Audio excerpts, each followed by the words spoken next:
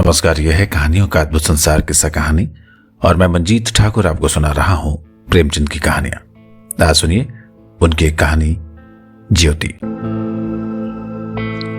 विधवा हो जाने के बाद बूटी का स्वभाव बहुत कटु हो गया था। जब बहुत जी जलता तो अपने मृत पति को कोसती, आप तो सिधार गए, मेरे लिए ये जंजाल छोड़ गए। जब इतनी जल्दी जाना था तो ब्याह न जाने किस लिए किया। घर में भुनी भांग नहीं चले थे ब्याह करने। वो चाहती तो दूसरी सगाई कर लेती। अहीरों में इसका रिवाज है। देखने सुनने में भी बुरी नहीं थी, दो एक आदमी तैयार भी थे। लेकिन बूटी पतिव्रता कहलाने के मोह को नहीं छोड़ सकी और ये सारा क्रोध उतरता था बड़े लड़के मोहन पर, जो अब 16 साल का था। सोहन अभी छोटा था और मैना लड़की थी। ये दोनों अभी किसी लायक नहीं थे। अगर ये तीनों नहीं होते तो बूटी को क्यों इतना कष्ट होता। जिसका थोड़ा काम कर देती वही रोटी कपड़ा दे देता, जब चाहती किसी के सिर बैठ जाती। अब अगर वो कहीं बैठ जाए तो लोग यही कहेंगे कि 3-3 बच्चों के होते इसे ये क्या सोची। मोहन भरसक उसका भार हल्का करने की चेष्टा करता। गायों भैंसों की सानी पानी, दोहना मतना ये सब कर लेता, लेकिन बूटी का मुंह सीधा नहीं होता। वो रोज एक न एक खुच्चड़ निकालती रहती और मोहन ने भी उसकी घुड़कियों की परवाह करना छोड़ दिया था। पति उसके गृहस्थी का भार उसके सर पर पटक कर क्यों चला गया, उसे यही गिला था। बेचारी का सर्वनाश ही कर दिया। न खाने का सुख मिला, न पहनने ओढ़ने का और न किसी और बात का। इस घर में क्या आई मानो भट्टी में पड़ गई। उसकी वैधव्य साधना और अतृप्त भोग लालसा में सदैव द्वंद्व सा मचा रहता था और उसकी जलन में उसके हृदय की सारी मृदुता जलकर भस्म हो गई थी। पति के पीछे और कुछ नहीं तो बूटी के पास 400-500 के गहने थे, लेकिन एक एक करके सब उसके हाथ से निकल गए। उसी मोहल्ले में उसकी बिरादरी में कितनी ही औरतें थीं जो उससे जेठी होने पर भी गहने झमकाकर, आंखों में काजल लगाकर, मांग में सिंदूर की मोटी सी रेखा डालकर मानो उसे जलाया करती थी। इसलिए अब उनमें से कोई विधवा हो जाती तो बूटी को खुशी होती और ये सारी जलन वो लड़कों पर निकालते, विशेषकर मोहन पर। वो शायद सारे संसार की स्त्रियों को अपने ही रूप में देखना चाहती थी। कुत्सा में उसे विशेष आनंद मिलता था। उसकी वंचित लालसा जल न पाकर ओस चाट लेने में ही संतुष्ट होती थी। फिर यह कैसे संभव था कि वो मोहन के विषय में कुछ सुने और पेट में डाल ले। जो ही मोहन संध्या समय दूध बेचकर घर आया, बूटी ने कहा, देखती हूं कि तू अब साण बनने पर उतारू हो गया है। मोहन ने प्रश्न के भाव से देखा, कैसा साण? बात क्या है? तू रुपया से छिप छिप कर नहीं हंसता बोलता, उस पर कहता कि कैसा साण? तुझे लाज नहीं आती? घर में पैसे पैसे की तंगी है और वहां उसके लिए पान लाए जाते हैं, कपड़े रंगाए जाते हैं। मोहन ने विद्रोह का भाव धारण किया। अगर उसने मुझसे 4 पैसे के पान मांग लिए तो क्या करता? कहता कि पैसे दे तब लाऊंगा। अपनी धोती रंगने को दी, उससे रंगाई मांगता। बूटी बोली, मोहल्ले में तू ही एक धन्ना सेठ है, और किसी से उसने क्यों नहीं कहा? मोहन बोला, अब ये बात तो वो जाने, मैं क्या बताऊं। बूटी ने कहा, तुझे अब छैला बनने की सूझ रही है। घर में कभी 1 पैसे का पान लाया है? मोहन बोला, यहां पान किसके लिए लाता? बूटी बोली, क्या तेरे लिखे घर में सब मर गए? मैं नहीं जानता था कि तुम पान खाना चाहती हो। अरे संसार में 1 रुपया ही पान खाने जोग है। मोहन ने कहा, अम्मा, शौक सिंगार की भी तो उम्र होती है। बूटी जल उठी। उसे बुढ़िया कह देना उसकी सारी साधना पर पानी फेर देना था। बुढ़ापे में उन साधनों का महत्व ही क्या। जिस त्याग कल्पना के बल पर वो स्त्रियों के सामने सिर उठाकर चलती थी, उस पर इतना कुठाराघात। इन्हीं लड़कों के पीछे उसने अपनी जवानी धूल में मिला दी। उसके आदमी को मरे आज 5 साल हुए, तब उसकी चढ़ती जवानी थी। 3 बच्चे भगवान ने उसके गले मढ़ दिए। नहीं, अभी वो है कै दिन की। चाहती तो आज वो भी ओट लाल किए, पांव में महावर लगाए, अनबट बिछुए पहने मटकती फिरती। यह सब कुछ उसने इन लड़कों के कारण त्याग दिया और आज मोहन उसे बुढ़िया कहता है। रुपया उसके सामने खड़ी कर दी जाए तो चुहिया सी लगे, फिर भी वो जवान है। बुढ़िया बूटी है। बोली, हाँ और क्या, मेरे लिए तो अब फटे चीथड़े पहनने के दिन है। जब तेरा बाप मरा तो मैं रुपया से 2 ही 4 साल बड़ी थी। उस वक्त कोई घर कर लेती तो तुम लोगों का कहीं पता नहीं लगता, गली गली भीख मांगते फिरते। लेकिन मैं कह देती हूं, अगर तू फिर उससे बोला, या तो तू घर में रहेगा या मैं रहूंगी। मोहन ने डरते डरते कहा, मैं उसे बात दे चुका हूं अम्मा। कैसी बात? सगाई की। देख, अगर रुपया मेरे घर में आई तो झाड़ू मारकर निकाल दूंगी। ये सब उसकी मां की माया है। वो कुटनी मेरे लड़के को मुझसे छीन लेना चाहती है। राण से इतना भी नहीं देखा जाता। चाहती है कि उसे सौत बनाकर छाती पर बिठा दे। मोहन ने व्यथित कंठ में कहा, मां, ईश्वर के लिए चुप रहो। क्यों अपना पानी अपने आप खो रही हो? मैंने तो समझा था कि 4 दिन में मैं ना अपने घर चली जाएगी, तुम अकेली पड़ जाओगी, इसलिए उसे लाने की बात सोच रहा था। अगर तुम्हें बुरा लगता है तो फिर जाने दो। बूटी ने कहा, तू आज से यहीं आंगन में सोया कर। मोहन बोला, और गाय भैंस बाहर पड़ी रहेंगी? पड़ी रहने दे, कोई डाका नहीं पड़ा जाता। मोहन ने कहा, मुझ पर तुझे इतना संदेह है? हाँ, तो मैं यहां नहीं सोऊंगा, तो फिर निकल जाए इस घर से। मोहन भी चिढ़ गया। उसने कहा, हाँ तेरी यही इच्छा है तो निकल जाऊंगा। मैना ने भोजन पकाया। मोहन ने कहा, मुझे भूख नहीं है। बूटी उसे मनाने नहीं आई। मोहन का युवक हृदय माता के इस कठोर शासन को किसी तरह स्वीकार नहीं कर सकता। उसका घर है तो ले ले, अपने लिए वो कोई दूसरा ठिकाना ढूंढ निकालेगा। रुपया ने उसके रूखे जीवन में एक स्निग्धता भर ही दी थी। जब वो एक अव्यक्त कामना से चंचल हो रहा था, जीवन कुछ सूना सूना लगता था, तब रुपया ने नव वसंत की भांति आकर उसे पल्लवित कर दिया। मोहन को जीवन में एक मीठा स्वाद मिलने लगा। कोई काम करना होता तो ध्यान रुपया की ओर ही लगा रहता। सोचता उसे क्या दे दे कि वो प्रसन्न हो जाए। अब वो कौन मुंह लेकर उसके पास जाए? उससे क्या कहे कि अम्मा ने मुझे तुझसे मिलने को मना किया है? अभी कल ही तो बरगद के नीचे दोनों में कैसी कैसी बातें हुई थी। मोहन ने कहा था, रूपा तुम इतनी सुंदर हैं, तुम्हारे 100 ग्राहक निकल आएंगे। मेरे घर में तुम्हारे लिए क्या रखा है? इस पर रूपी ने जो जवाब दिया वो संगीत की तरह अब भी उसके प्राणों में बसा हुआ था। मैं तो तुम्हें चाहती हूं मोहन, अकेले तुमको। परगने के चौधरी हो जाओ तब भी मोहन हो, मजूरी करो तब भी मोहन हो। और उसी रुपया से जाकर आज वो कहे कि मुझे अब तुझसे कोई सरोकार नहीं है। नहीं, ये नहीं हो सकता। उसे घर की परवाह नहीं है। वो रुपया के साथ मां से अलग रहेगा, इस जगह न सही किसी दूसरे मोहल्ले में सही। इस वक्त भी रुपया उसकी राह देख रही होगी, कैसे अच्छे बीड़े लगाती है।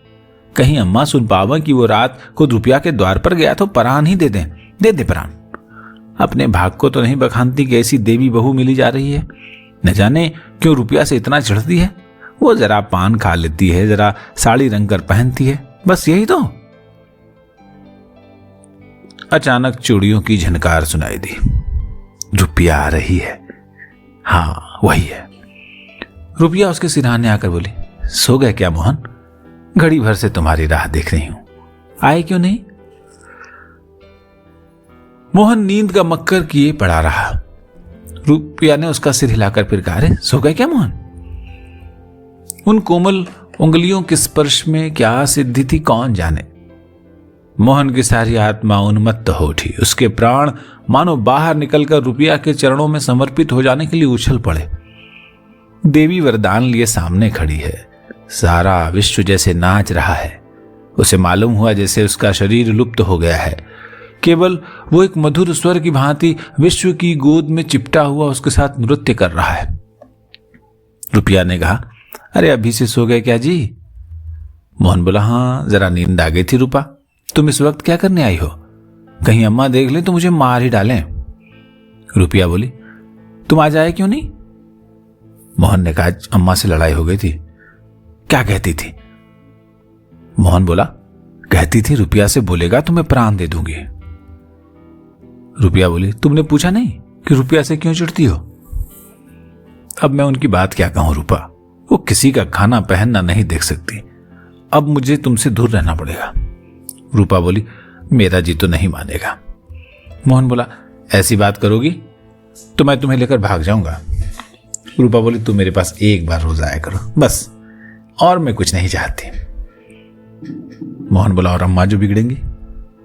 रूपिया ने कहा, तो मैं समझ गई, तुम मुझे प्यार नहीं करते। अरे मेरा बस में होता तो तुमको अपने प्राण में रख लेता। इसी समय घर के किवाड़ खटके, रूपिया भाग गई। मोहन दूसरे दिन सोकर उठा तो उसके हृदय में आनंद का सागर सा भरा हुआ था। वो सोहन को बराबर डांटता रहता था। सोहन आलसी था, घर के काम धंधे में जी नहीं लगाता था। मोहन को देखते ही वो साबुन छिपाकर भाग जाने का अवसर खोजने लगा। मोहन ने मुस्कुराकर कहा, धोती बहुत मैली हो गई है सोहन, धोबी को क्यों नहीं दे देते? सोहन को इन शब्दों में स्नेह की गंध आई। दादा, धोबिन पैसे मांगती है तो पैसे अम्मा से क्यों नहीं मांग लेते? सोहन बोला, अम्मा कौन सा पैसा दिए देती है। मोहन ने कहा, तुम मुझसे ले लो।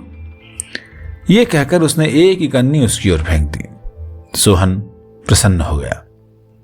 भाई और माता दोनों ही उसे धिक्कारते रहते थे। बहुत दिनों के बाद आज उसे स्नेह की मधुरता का स्वाद मिला। ये कन्नी उठा ली और धोती को वहीं छोड़कर गाय को खोलकर ले चला। मोहन ने कहा, रहने दो, मैं इसे लिए जाता हूं। सोहन ने पगहिया मोहन को देकर फिर पूछा, तुम्हारे लिए चिलम रखाऊं?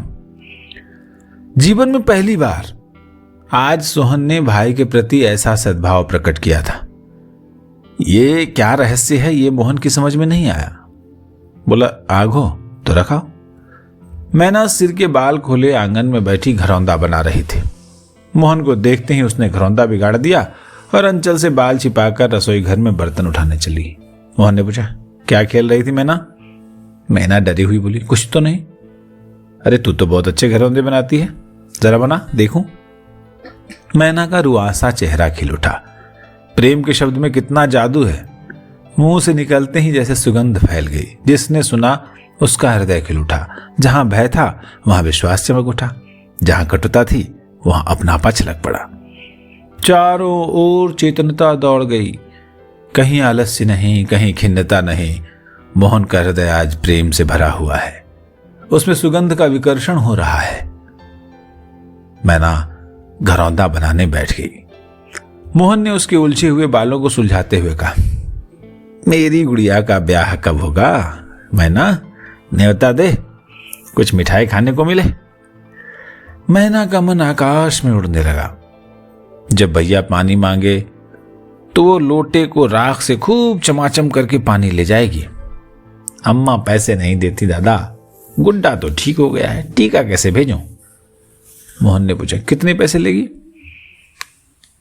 मैना बोली, 1 पैसे के बरासे लूंगी और 1 पैसे का रंग। जोड़े तो रंगे जाएंगे कि नहीं?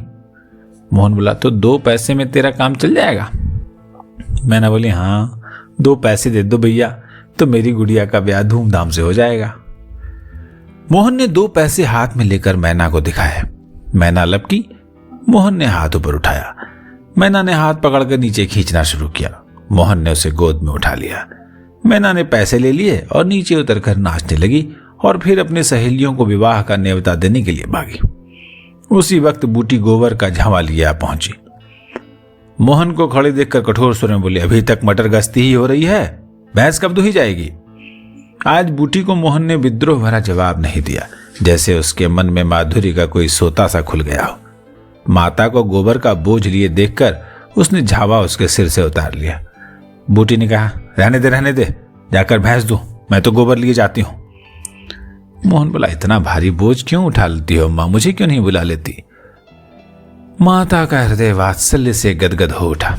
अरे तू जा अपना काम देख, मेरे पीछे क्यों पड़ता है?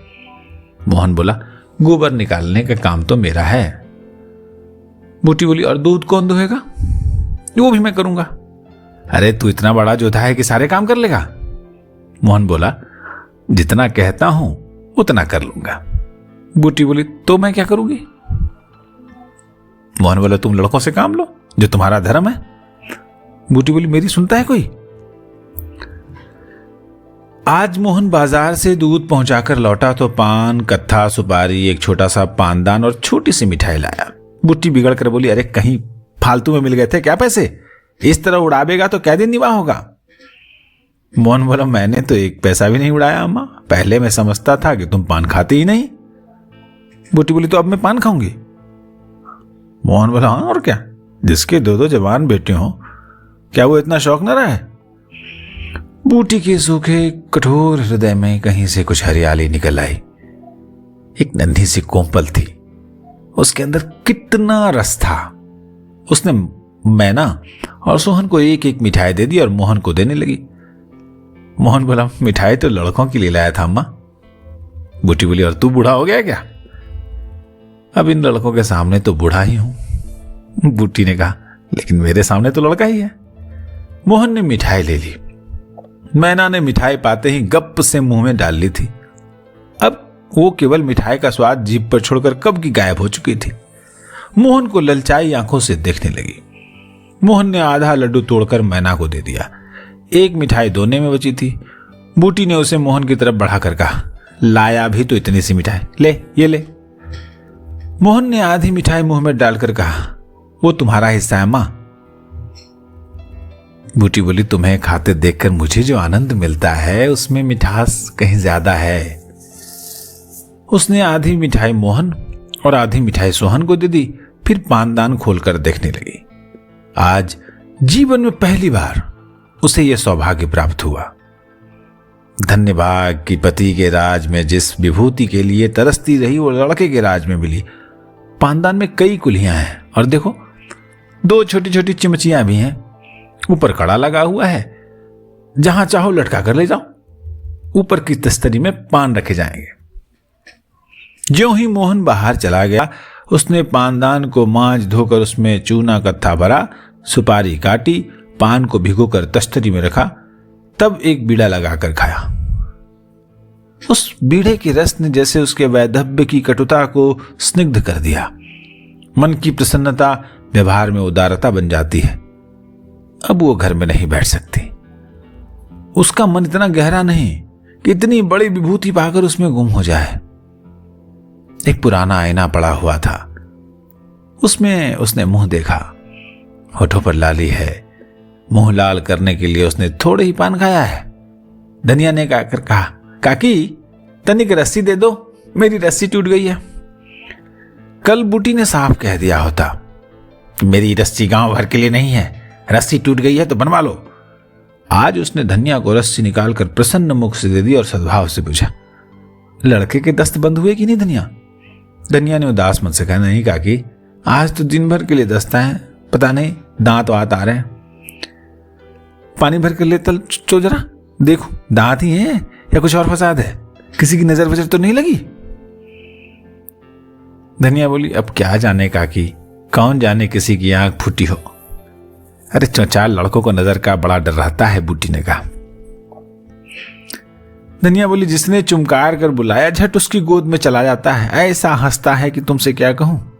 बूटी बोली, कभी कभी मां की नजर भी लग जाया करती है। ए नौज काकी, भला कोई अपने लड़के को नजर लगाएगा।